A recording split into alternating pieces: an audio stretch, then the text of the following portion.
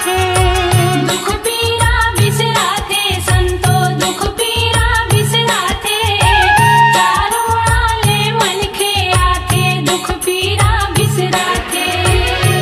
बाबा के बरसे माया पार हो, बाबा के बरसे माया पार, धनो रामा पावन बाबा के दरबार, धनो रामा पावन बाबा के दरबार। दर्शन बरूमड़े संसार, धनो रामा पावन बाबा के दरबार, धनो रामा पावन बाबा के दरबार।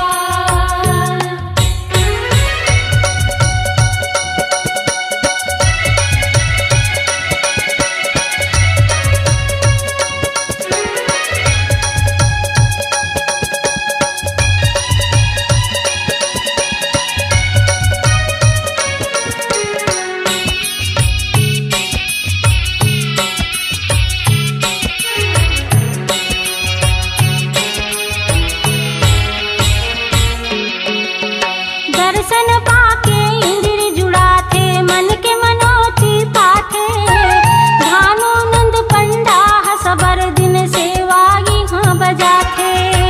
सेवा यहाँ बजाते संतो सेवा यहाँ बजाते, भानुनंद पंडा सबर दिन सेवा यहाँ बजाते।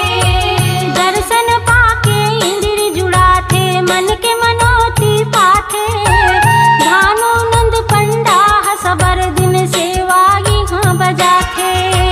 सेवा यहाँ बजाते संतो सेवा यहाँ बजाते, भानुनंद पंडा सबर दिन सेवा यहाँ बजाते। प्रेम पूरन के तारनहार हो, प्रेम पूरन के तारनहार, धनो रामा पावन बाबा के दरबार, धनो रामा पावन बाबा के दरबार।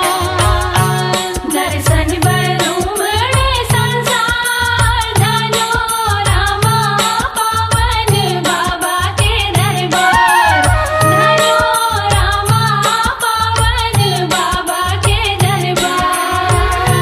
निकला गे नवरात्रि तिहार हो, निकला गे नवरात्रि तिहार, धनो रामा पावन बाबा के दरबार, धनो रामा पावन बाबा के दरबार।